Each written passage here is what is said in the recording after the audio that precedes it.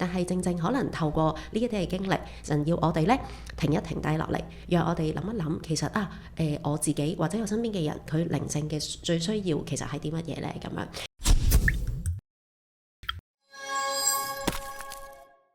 早晨啊 Carol， 早晨大家，今日咧都去到40天靈修計劃嘅第24日咯喎。Carol 啊，你喺為40天靈修小冊子寫默想嘅時候咧，係點樣去構思嘅咧？而今年嘅主題十架下與主相遇，帶俾你點樣嘅提醒呢？今年咧係我第2年啦，喺主院站裏邊咧去為呢個40日預苦期嘅靈修去到寫靈修嘅材料。我自己都好開心可以參與喺呢個服事裏邊，因為當每一次去預備呢啲去靈修啦默想嘅時候，其實我自己都首先咧要安靜喺神面前去聽下到底天父有啲咩説話同我講，等我咧可以知道有啲咩咧又可以同弟兄姊妹講咁樣。咁我今年去預備嘅時候咧，我特登咧揀咗咧喺大禮堂咧冇乜人嘅時候咧就入咗去啦，自己一個人。咁咧就喺裏邊靜靜嘅去祈禱。咁喺禮堂裏邊咧望住十字架嘅時候咧，我感覺係神咧更加係同我好親近，而我去聽到天父同我講咩嘅時候咧，就去寫低，去到咧讓弟兄姊妹咧去知道咯。係咁而按住裏邊嘅經文咧，其實喺嚟緊呢個星期嘅裏邊嘅經文咧都有唔同嘅主題嘅。咁所以如果大家咧好想知道到底呢個星期神會有啲咩説話同我哋講咧，就記住要繼續努力，我哋喺呢40日嘅呢個靈修當中啦。咁都聽得出 Carol 你喺預備嘅時候花咗好多心機。我知道咧，你對我哋咧設計嘅嗰本靈修小冊子咧，都有一啲嘅諗法喎，你都好似好中意喎，或者你都可以分享下。好啊，係。咁咧呢個係今年咧我哋40日呢個預苦期靈修嘅小冊子啦，係。咁咧呢個設計咧，我覺得好好啊，係。咁咧今年嘅主題咧叫做在十架下與主相遇，係。咁我相信咧係我哋每一位弟兄姊妹咧，我哋喺我哋嘅靈性上面，我哋都好期望啊，係我哋真係能夠同耶穌去相遇。咁咧今年呢個設計咧，我好中意咧，特別係呢個用兩口釘咧組成嘅十字架喎，係。咁咧呢個十字架咧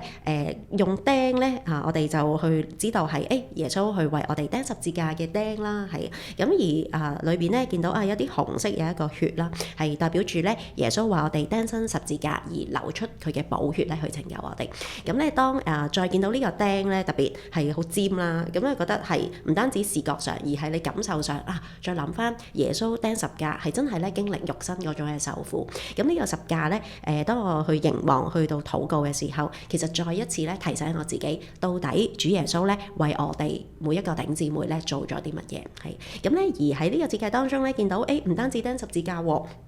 喺下邊呢度咧，我哋見到咧有一個石頭，碌開咗，係一個咧空嘅墳墓嘅嗰度，代表住咧耶穌咧佢嘅復活，係啊。咁咧呢個復活好重要，因為咧耶穌去拯救我哋，唔單止咧為我哋嘅罪去犧牲啦、去死啦，更加咧佢係勝過罪惡、勝過死亡，佢咧係已經復活嗰位嘅主。咁所以咧，我相信咧呢一個嘅封面、呢個設計同埋呢個主題，俾我哋咧一種嘅盼望，係啊，就係我哋再一次凝望耶穌嘅時候，你見到咧，哇有一個黃色嘅光，係代表咧我哋嘅生命，俾我哋有一種嘅力量。咁樣咯，係啊，所以好中意今年呢個設計，又多謝 MMT 嘅弟兄姊妹啊，都好開心你好中意我哋嘅設計。咁唔知咁多位嘅弟兄姊妹睇到我哋嘅封面嘅時候，都會唔會有同樣嘅睇法或者同樣嘅感受啦？咁我哋咧今個星期咧都有收到咧靈修嘅分享喎，咁或者我哋都可以一齊嚟聽下我哋嘅弟兄姊妹佢嘅分享。好，係。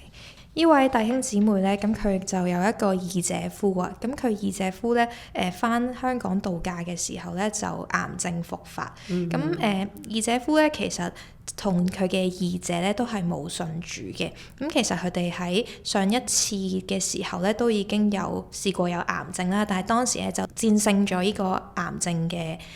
病魔咁樣啦，係啦。咁但係今次咧，佢就覺得好似神就好似冇聽到佢哋嘅禱告啦。咁就佢嘅二姐夫咧都慢慢咁樣咧就離開咗二姐同埋佢啦。喺二姐夫離開咗之後咧，佢嘅二姐咧都翻去澳洲喎。咁二姐咧都喺澳洲有翻教會啦，但係都感覺咧好似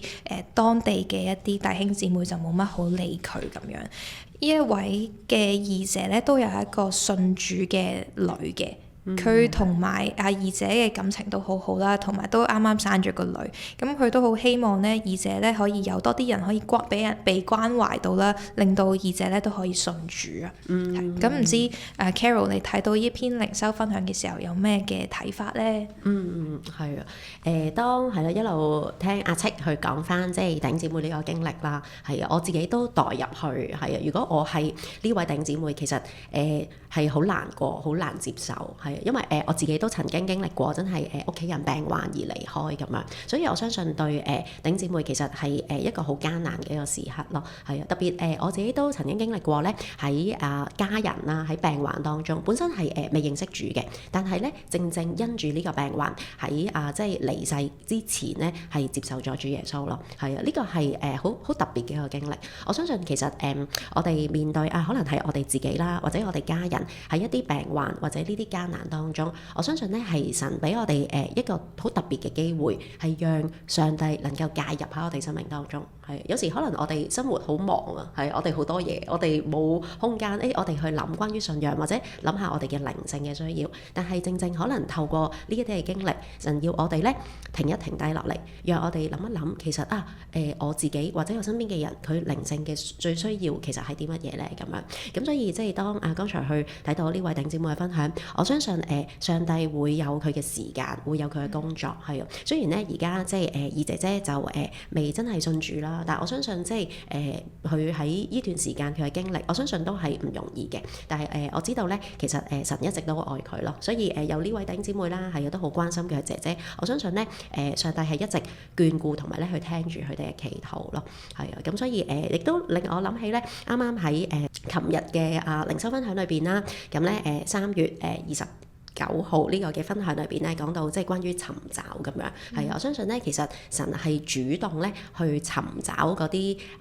好想去認識真正去到認識神嘅人，係啊，其實係神主動去做，係啊，我諗人係去到回應咯，特別當我哋身處喺呢啲嘅危難當中嘅時候，我諗神好似係敲醒我哋，喂，你而家翻嚟啦，係啊，而家上帝真係揾你咁樣，係啊，所以都好盼望啦，亦都為呢位弟兄姊妹嘅屋企人去祈禱啦，二姐姐都盼望咧佢能夠早日咧去到認識福音。係啊，我都覺得即係人往往喺困難之中就更加可以